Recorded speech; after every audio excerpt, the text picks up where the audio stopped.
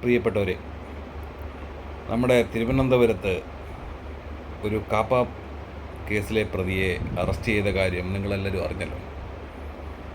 ആ കാപ്പ കേസിലെ പ്രതിയെ അനുകൂലിച്ചുകൊണ്ട് തന്നെ തിരുവനന്തപുരത്തെ മേയർ മുന്നോട്ട് വരികയും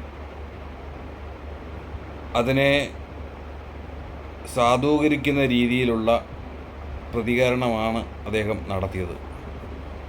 ഈ കാപ്പ കേസിലെ പ്രതി ഏതാണ്ട് 11 കേസിലെ പ്രതിയാണെന്നുള്ള കാര്യം ഇവരൊന്നും അറിയുന്നില്ലേ? ഇദ്ദേഹത്തെ പല പ്രാവശ്യം താക്കീത് ചെയ്തിട്ടുള്ള ഒരാളാണ്. കോടതി തന്നെ ഇടപെട്ട് ഇദ്ദേഹത്തിനെ പലതവണ ശിക്ഷിച്ചിട്ടുള്ളതാണ്.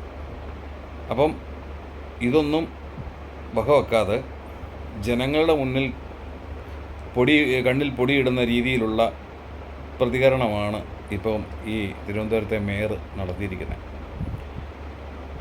അതായത് ജനപ്രതിനിധികൾ തന്നെ ഗുണ്ടകൾക്ക് കാവൽ നിൽക്കുക.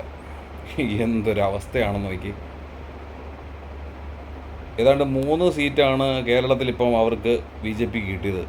3 കിട്ടിയപ്പോൾ തന്നെ ഇത്രയും അഹങ്കാരമെങ്കിൽ അവർ ഒരു അധികാരത്തിലേക്കൊക്കെ വരുവാണെങ്കിൽ കേരളം തന്നെ ഇല്ലാണ്ടാക്കി കളയും. ജനങ്ങൾ ചിന്തിക്കേണ്ട ഒരു കാര്യം തന്നെയാണ് കേട്ടോ.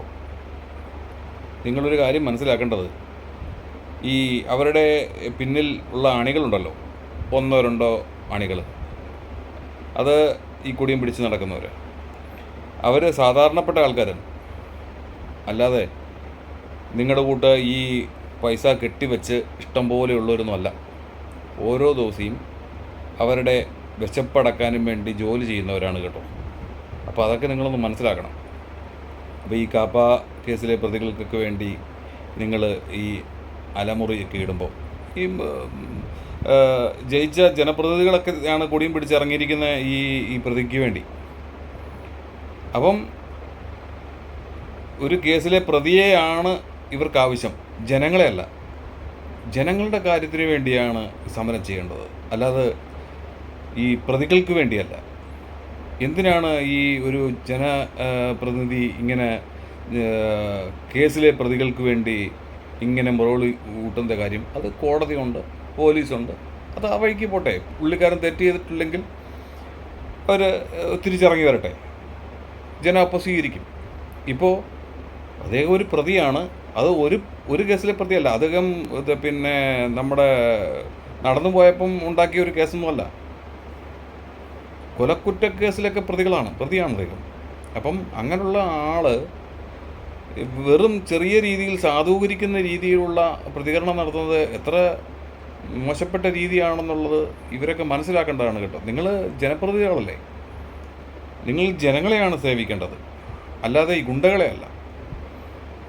സാധാരണപ്പെട്ട ആൾക്കാരാണ് നമ്മുടെ കേരളത്തിലുള്ളവർ. ഓരോ ദിവസവും അന്നന്നത്തെ ആഹാരത്തിന് വേണ്ടി അവർ രാവിലെ മുതൽ അന്തിയോളം പണിയെടുത്ത് കിട്ടുന്ന പൈസ അവർ സ്വരുക്കൂട്ടിച്ച് വെച്ച് അവരങ്ങനെ ജീവിക്കുന്ന ആൾക്കാരാണ്, സാധാരണപ്പെട്ട ആൾക്കാരാണ്. അവർക്ക് നിങ്ങൾ ഈ പറയുന്ന വലിയ വാക്കുകളൊന്നും വലിയ പരിചയമൊന്നുമില്ല. അപ്പോൾ അതുകൊണ്ട് ഈ ഗുണ്ടാ നേതാക്കന്മാരെ അനുകൂലിക്കാതെ സാധാരണപ്പെട്ട ആൾക്കാർക്ക് വേണ്ടി നിങ്ങൾ ജീവിക്കണം. സാധാരണപ്പെട്ട ആൾക്കാരുടെ പ്രശ്നങ്ങൾ പരിഹരിക്കാൻ നോക്കണം. അന്ന് ഈ സമരം നടക്കുന്ന ദിവസം നിങ്ങൾ കണ്ടില്ലേ, ഒരു സാധാരണപ്പെട്ട ഒരമ്മച്ചി അതിലേ പോയതും അവർക്ക് വഴി പോലും തടസ്സപ്പെടുത്തി ആണ് അവർ സമരത്തിന് ഇറങ്ങിയിരിക്കുന്നത്. സമരം ചെയ്യരുതെന്നൊന്നും പറയാനൊക്കത്തില്ല, സമരം ചെയ്യണം. പക്ഷേ പൊതു മുതൽ നശിപ്പിക്കാതെ ഈ ജനങ്ങൾക്ക് ബുദ്ധിമുട്ടുണ്ടാക്കാത്ത രീതിയിൽ സമരം ചെയ്യണം. നിങ്ങൾക്കറിയുമോ, അന്നത്തെ ദിവസം വേറൊരു സംഭവം, ഒരു നേതാവ് വിളിച്ചു പറയുന്നത് കേട്ട് കഴിഞ്ഞാൽ ഒരു പോലീസുകാരനെ ജയ് വിളിച്ചുകൊണ്ട് അദ്ദേഹത്തിനെ ഈ കാക്കി ഊരിക്കഴിഞ്ഞാൽ അദ്ദേഹം പേപ്പട്ടിയെ പോലെ ചെയ്യുമെന്നാണ് പറഞ്ഞത്. ഒരു പേപ്പട്ടിയെ എന്ത് നമ്മളാണ് ചെയ്യുന്നത്? ജനങ്ങൾക്കിതൊന്നും മനസ്സിലാകത്തില്ല എന്ന് കരുതരുത്. എന്ന് പറഞ്ഞാൽ ഈ പറയുന്ന അദ്ദേഹവും ഒരു കുറ്റവാളിയാണ്.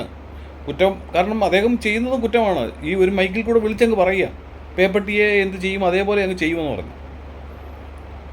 ഇങ്ങനെയാണോ നമ്മുടെ ഒരു നാട്ടിൽ പിന്നെ ജനങ്ങൾക്ക് വേണ്ടി ജനപ്രതിനിധികളൊക്കെ ചെയ്യേണ്ടത്? ജനങ്ങളെ സേവിക്കുന്നവർ ഇങ്ങനെയാണോ ചെയ്യേണ്ടത്? ജനങ്ങളുടെ ഉച്ചത്തിന് വേണ്ടിയല്ലേ പെരുമാറേണ്ടത്? ഈ ഇങ്ങനെയുള്ള കാപ്പ കേസിലെ പ്രതിയെയും പിന്നെ അടിപിടി നടത്തുന്ന ആൾക്കാർക്ക് വേണ്ടിയും മുറവിളി കൂട്ടുവാണോ വേണ്ടേ?